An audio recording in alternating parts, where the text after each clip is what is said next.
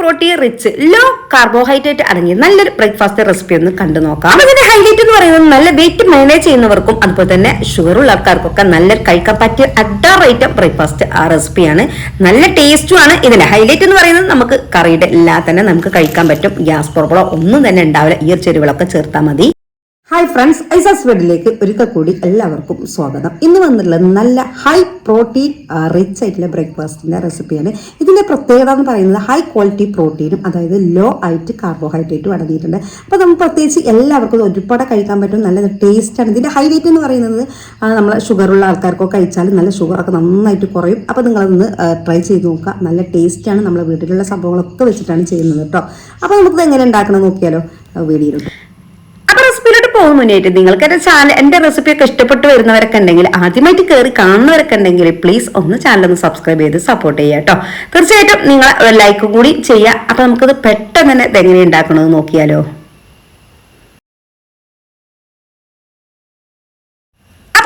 Main ആയിട്ട് വേണ്ടത് ഇതുപോലെ ഉഴുന്ന്, അതുപോലെ തന്നെ ചെറുപയർ, പരിപ്പ്, രാഗി, അതായത് പഞ്ഞിപ്പുല്ല്. അപ്പൊ ഇതെല്ലാം കൂടി ഞാൻ ഒരു കപ്പ് അളവിൽ ഏകദേശം 4 സ്പൂൺ അളവിൽ ഓരോന്ന് ഞാൻ എടുത്തിട്ടുണ്ട്.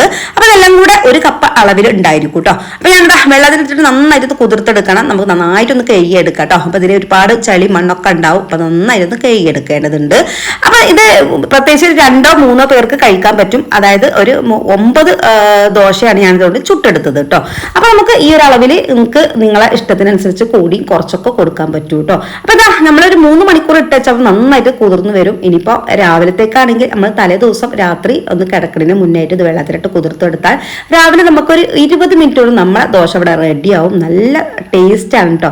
നല്ലൊരു ടേസ്റ്റുമാണ്. നല്ല പ്രോട്ടീൻ റിച്ച് ആണ്. ഒരുപാട് ചൊവയോ കാര്യങ്ങളൊന്നും ഉണ്ടാവില്ല. ഈ ഒരു ഇൻഗ്രീഡിയന്റ് ഒക്കെ കൂട്ടിയാൽ മതി കേട്ടോ. അപ്പൊ അതിലേക്ക് ഞങ്ങളുടെ ചെറിയുള്ളി ഉണ്ടല്ലോ അത് ചേർത്ത് കൊടുക്കുക. ഇതിന് പകരമായിട്ട് സവോള ചേർത്ത് കൊടുത്താൽ മതി. ഒരു പകുതി സവോളന്റെ ഭാഗം ചേർത്ത് കൊടുക്കുക. പിന്നെ ഇതിലേക്ക് ഒരു ചെറിയൊരു ഇഞ്ചി കഷ്ണം, പിന്നെ ഒരു 3 വറ്റൽമുളക് ഉണ്ടല്ലോ എരിവിനനുസരിച്ചിട്ട് വറ്റൽമുളകും ചേർത്ത് കൊടുക്കാം. ഇതിലേക്ക് അത്യാവശ്യം വേണ്ടത് നമ്മളെ കായപ്പൊടി കേട്ടോ. നമ്മളിപ്പോൾ ഓൾറെഡി ഇതിൽ പരിപ്പ് വർഗ്ഗങ്ങളൊക്കെ ചേർത്ത് കൊടുക്കുന്നുണ്ട്. ഇനിയിപ്പോൾ ഇതിലേക്ക് എന്താ പറയാ ഗ്യാസിന്റെ പ്രോബ്ലം ഒക്കെ ഉള്ളവർക്ക് ഇത് ചേർത്ത് കൊടുത്താൽ മതി. അപ്പൊ ഈ ഒരു കായത്തിന്റെ പൊടി കൂടി ചേർത്ത് കൊടുക്കുമ്പോൾ നമ്മളെ ദോശക്ക് നല്ലൊരു ടേസ്റ്റ് കേട്ടോ. അപ്പൊ ഇതിലേക്ക് ആവശ്യത്തിന് ഉപ്പും ചേർത്ത് കൊടുക്കുക. ഇനി വേണ്ടത് നമ്മളെ ഇൻസ്റ്റന്റ് ആയിട്ടുള്ള ഈസ്റ്റ് ആണ്. ഈസ്റ്റ് ഒരുപാടൊന്നും വേണ്ട.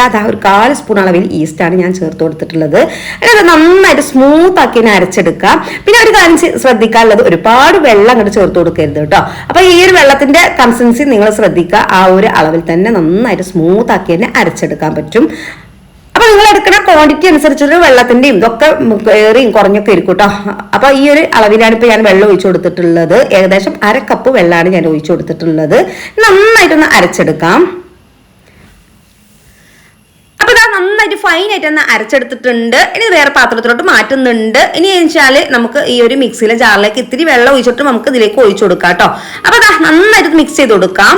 അപ്പൊ മിക്സ് ചെയ്ത് കൊടുക്കുന്ന അളവിൽ നിങ്ങൾ കുറച്ച് വെള്ളത്തിന്റെ കുറവുണ്ടെന്ന് എനിക്ക് തോന്നിട്ടോ. അപ്പൊ ഞാനിതാ 2 സ്പൂൺ അളവിൽ വെള്ളം കൂടി ചേർത്ത് കൊടുത്തതിന് ശേഷം നന്നായിട്ടൊന്ന് മിക്സ് ചെയ്ത് കൊടുക്കാം.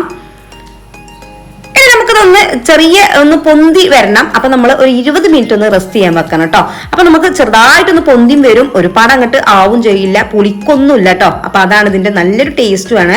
അപ്പൊ ഇതൊന്ന് ചെറിയ ചൂടുള്ള ഭാഗത്തൊക്കെയാണെങ്കിൽ വെച്ചു കൊടുക്കുക. ഇല്ലെങ്കിൽ വേണ്ട, നന്നായിട്ട് പൊന്തി വരും. കാരണം ഇപ്പോൾ ക്ലൈമറ്റ് വലിയ തണുപ്പൊന്നും ഇല്ലാത്ത ടൈമാണല്ലോ. അപ്പൊ അത് നന്നായിട്ട് തന്നെ പൊന്തി വന്നിട്ടുണ്ട്. അപ്പൊ ഒരുപാട് പുളിപ്പോ കാര്യങ്ങളൊന്നും ഉണ്ടാവില്ല. നമ്മൾ ബ്രേക്ക്ഫാസ്റ്റ് രാവിലെ തന്നെ ഉണ്ടാക്കി 20 മിനിറ്റ് മാത്രം റെസ്റ്റ് ചെയ്യാൻ മതി കേട്ടോ. നമ്മൾ തലേത് അരച്ച് വെക്കേണ്ട കാര്യമൊന്നും ഇല്ല കേട്ടോ. അപ്പൊ പാൻ ചൂടാൻ ടൈമിൽ ഇതിലേക്ക് കുറച്ച് വെള്ളം ഒഴിച്ചു കൊടുത്തതിന് ശേഷം നന്നായിട്ടൊന്ന് അതിന്റെ ചൂടൊന്ന് പാകപ്പെടുത്താം. ഇനി നമുക്ക് ദോശ ഒന്ന് ചുട്ടെടുക്കാം.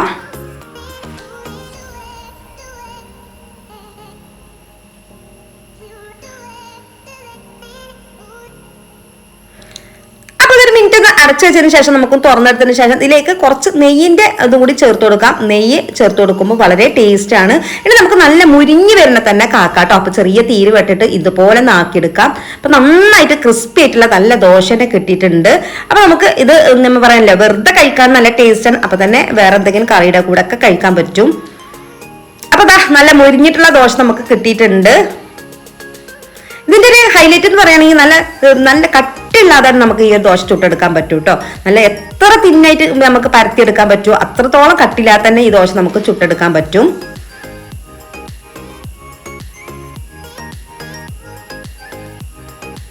അപ്പൊ ബാക്കിയുള്ളതൊക്കെ ഞാൻ ഇതുപോലെ ഒന്ന് ചെയ്തെടുക്കുന്നുണ്ട്.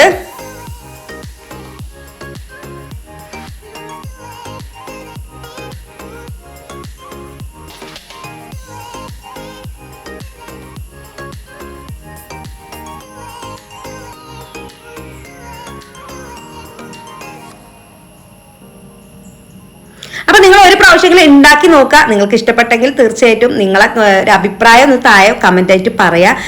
നിങ്ങൾക്ക് നല്ല യൂസ്ഫുൾ തന്നെ ആവും. ഈ ഒരു രീതിയിൽ നിങ്ങൾ ചെയ്തെടുത്താൽ മതി കേട്ടോ. അപ്പൊ അതാ നന്നായിട്ട് കിട്ടിയിട്ടുണ്ട്. അപ്പൊ ഞാനിതാ വേറെ പാത്രത്തിലോട്ട് മാറ്റുന്നുണ്ട്.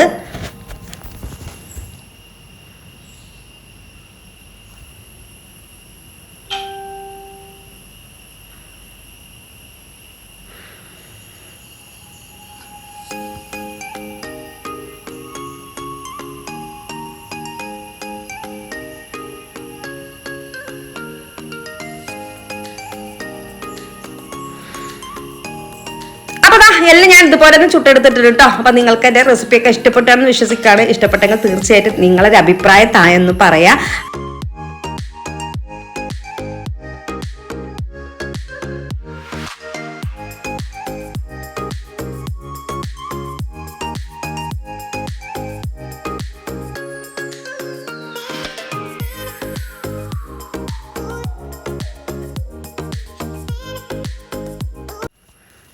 നല്ല ക്രിസ്പി ആയിട്ട് നമുക്ക് കിട്ടിയിട്ടുണ്ട്. ഇനി ഇതുപോലെ കട്ടില്ലാതെ വേണം ചുട്ടെടുക്കാൻ. അപ്പോഴാണ് ഇതിന്റെ ടേസ്റ്റ് വരിക കേട്ടോ.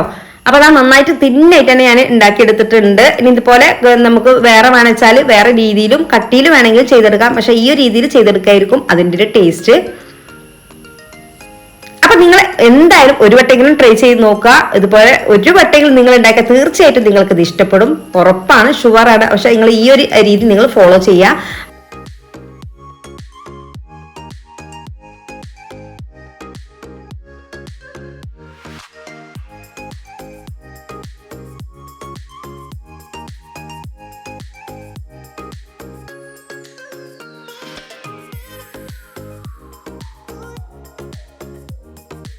അപ്പോൾ നിങ്ങൾക്ക് എൻ്റെ റെസിപ്പി ഇഷ്ടപ്പെട്ടെന്ന് വിശ്വസിക്കാം കേട്ടോ. ഇഷ്ടപ്പെട്ടെങ്കിൽ തീർച്ചയായിട്ടും നിങ്ങൾ സബ്സ്ക്രൈബ് ചെയ്യുക. കാണുന്നവരൊക്കെ നിങ്ങൾ സബ് ചെയ്തൊന്ന് സപ്പോർട്ട് ചെയ്യുക. അതുപോലെ തന്നെ ഇതിന് ഞാൻ 200 ലൈക്കെങ്കിലും പ്രതീക്ഷിക്കുന്നുണ്ട്. നിങ്ങളുടെ ഭാഗത്തു നിന്ന് എന്തെങ്കിലും ലൈക്കും സബും കിട്ടിയെങ്കിൽ എൻ്റെ വീഡിയോസ് മറ്റുള്ളവരുടെ മുന്നിലേക്ക് എത്തുള്ളൂ.